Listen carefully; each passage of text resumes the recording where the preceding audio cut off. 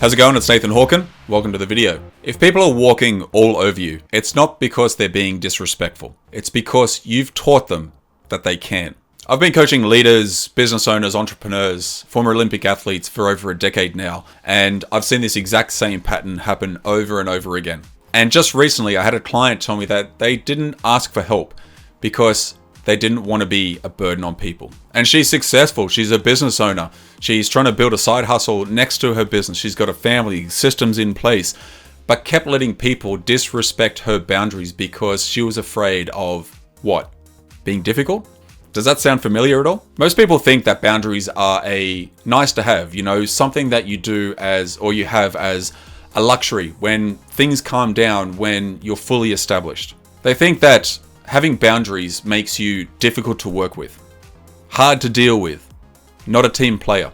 So what do they try? They try and be nicer, more accommodating, more flexible, and they hope that people will just naturally respect them.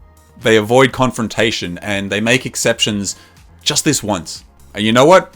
I used to do the same. I would let clients not pay me on time or get away with not showing up to a session without letting me know, or even just running late. And I'd just accommodate it. And I would say yes instead of what I really meant was no. And I thought being flexible in this instance was going to be good for my business. And it cost me a lot of time in chasing payments, which I shouldn't have to be chasing, in waiting for people when they're not showing up to a session who didn't respect my time and my calendar. It cost me energy, and it also cost me, most importantly, was my self-respect. But this is what nobody tells you, is that the problem isn't that boundaries are hard or difficult.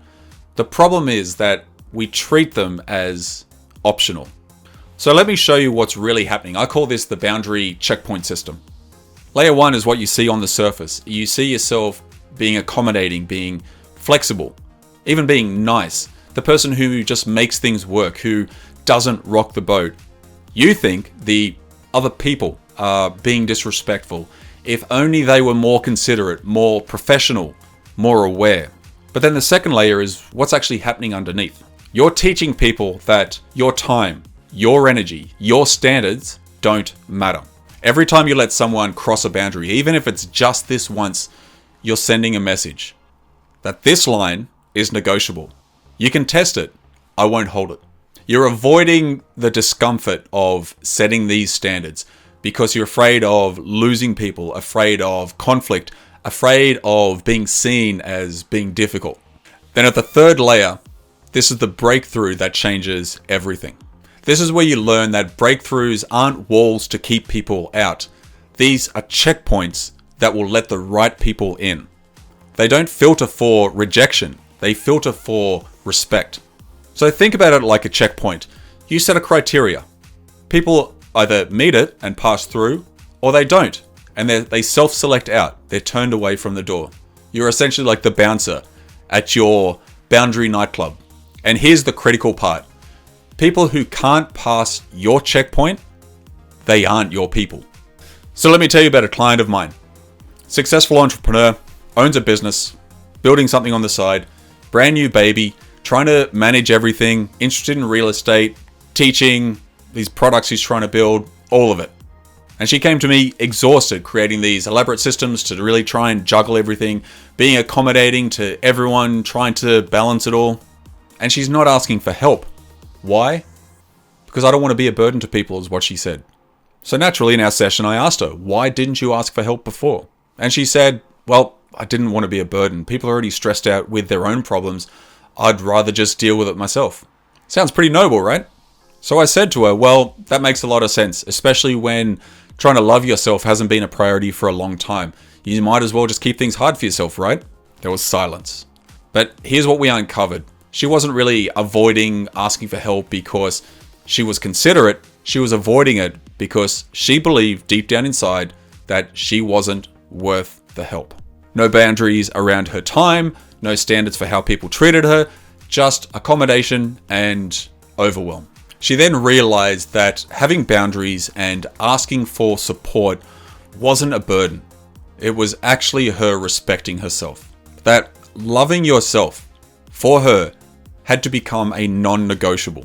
not a nice to have, the foundation that everything else is built on.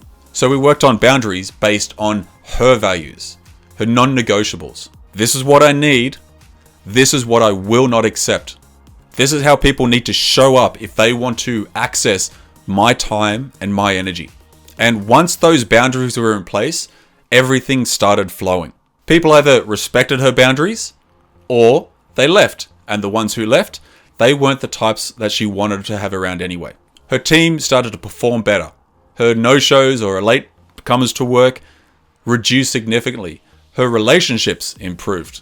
She made time for herself because the boundaries filtered the right people and the people who valued her. And more importantly, filtered the ones that she valued as well.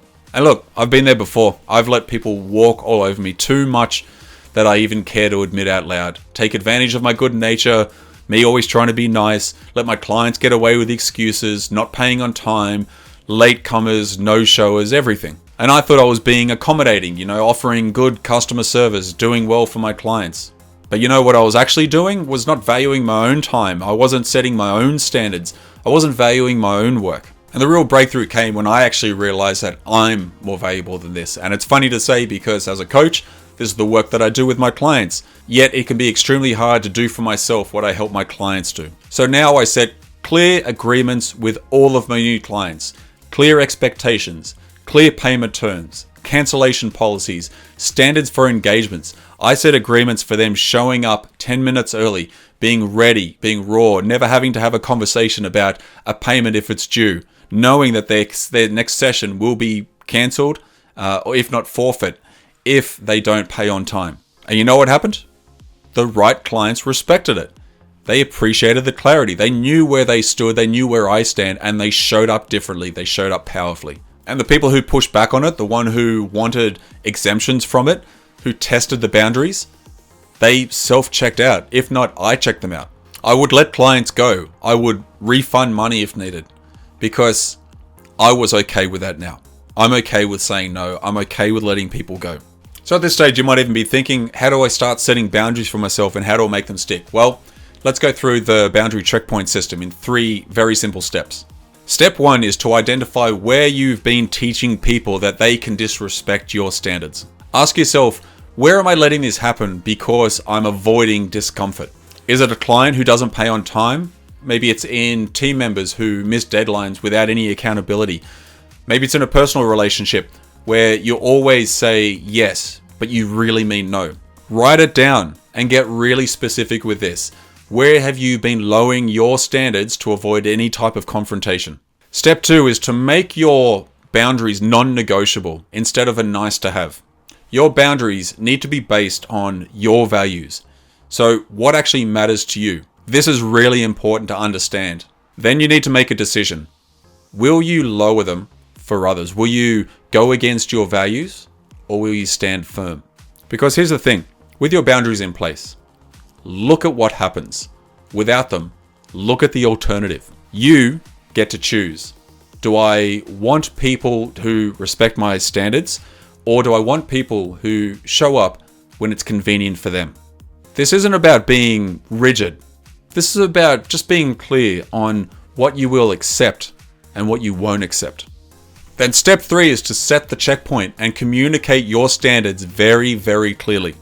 This is where most people fail because they will set their boundaries and their standards internally, but they'll never actually communicate it externally to those where the boundaries need to be set.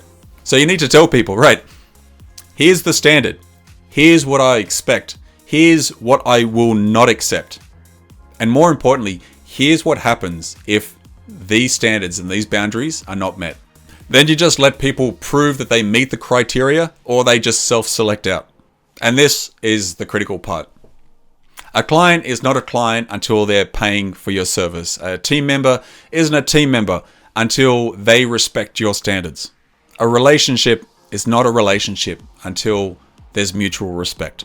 So to finish off this video, here's what I would like you to do next. Identify one area in your life where you need to set a boundary today. Just one. Where are you being walked all over? Where are you being accommodating when you shouldn't be? Where are you saying yes, but you really mean no? Then ask yourself, why have I let this happen? What discomfort am I avoiding? Then what needs to change? Like, what's the actual boundary I need to set? And then lastly, how can I make it happen? Is it in a conversation with someone? Is it telling a team, sending an email? It's setting a new policy? What is it for you? Write it down and take action on it today.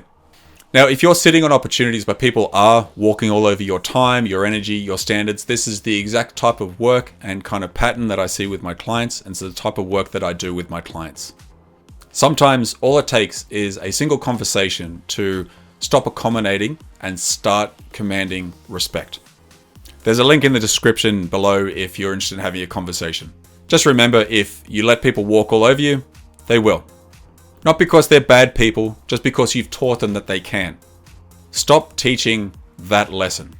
Set a checkpoint. Hold the standard. Let the right people in. Thanks so much for watching the video. I really appreciate it. If you got some value out of the video, please share it, like the video, leave a comment below, and let's reach more people. Thank you so much.